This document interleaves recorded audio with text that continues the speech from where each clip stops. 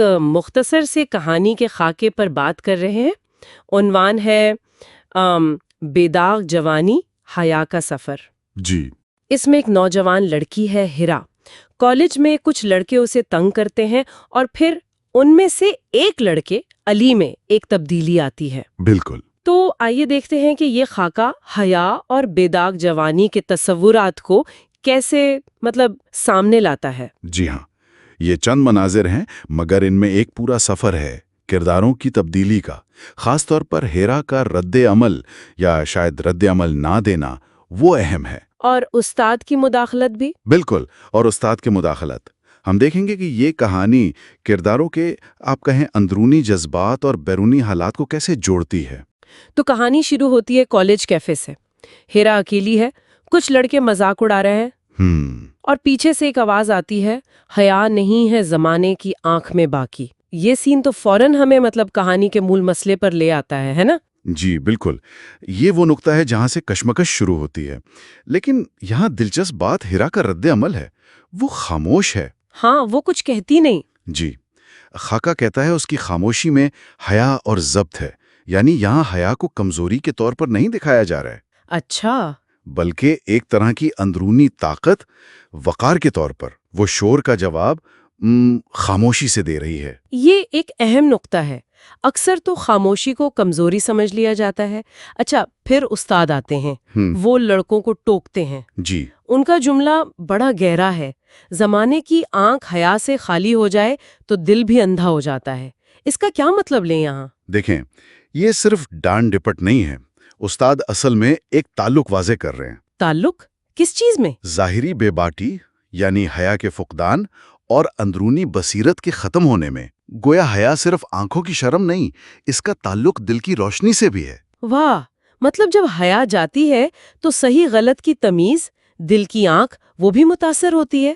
بالکل، یہی مرکزی خیال ہے۔ اور یہی بات علی پر اثر کرتی ہے۔ جی، وہ لڑکا جو تنگ کرنے والوں میں شامل تھا، جی، رات کو وہ آئینے کے سامنے کھڑا ہے، استاد کی بات سوچ رہا ہے، اور وہ اقبال کا مصرع خدا کرے کہ جوانی تیری رہے بے داغ، یہ اس کے اندر کچھ چل رہا ہے لگتا ہے۔ بالکل، یہ صرف آپ کہیں شرمندگی نہیں ہے، یہ ایک کردار کی اخلاقی بیداری ہے۔ اچھا، آئینہ یہاں خود کو دیکھنے، خود شناسی کی علامت ہے۔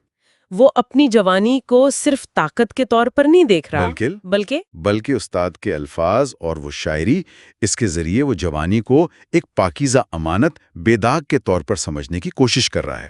یہ تبدیلی کا آغاز ہے۔ اور یہ تبدیلی پھر نظر آتی ہے اگلے دن جب علی ہیرا سے معافی مانگتا ہے۔ جی، اس کا مکالمہ بھی اہم ہے۔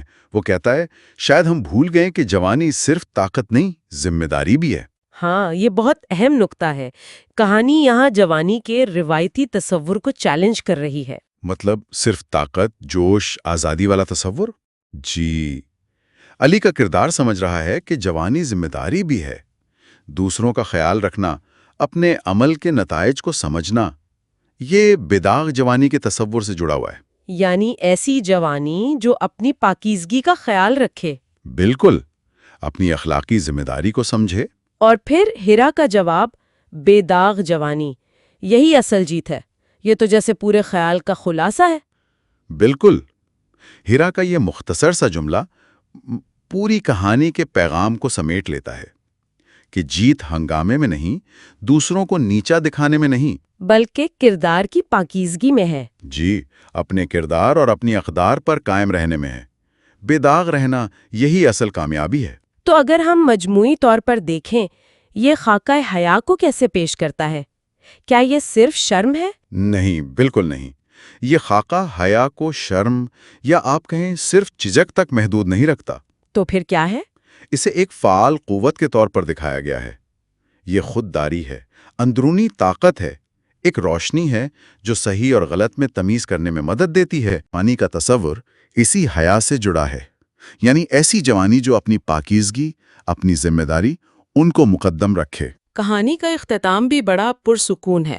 مسجد کا صحن، کرداروں کے چہروں پر سکون اور پس منظر میں آواز، حیا، روشنی ہے۔ جی، یہ اختتام اسی خیال کو پختہ کرتا ہے کہ حیا اور کردار کی پاکیزگی آخرکار اندرونی سکون اور روشنی لاتی ہے۔ یہ اس سفر کا ایک منطقی انجام ہے۔ یہ تجزیہ تو یہاں مکمل ہوتا ہے، لیکن جاتے جاتے ایک سوال ذہن میں آتا ہے سوچنے کے لیے۔ جی؟ آج کے دور میں، مطلب ہمارے معاشرے میں جو تبدیلیاں آ رہی ہیں، کیا حیا اور بے داغ جوانی کے یہ تصورات جو اس کہانی میں ہیں، کیا یہ ہر نسل، ہر طبقے کے لیے ایک ہی معنی رکھتے ہیں، یا وقت کے ساتھ ان کی تشریح بدل سکتی ہے؟ اس پر غور کیا جا سکتا ہے۔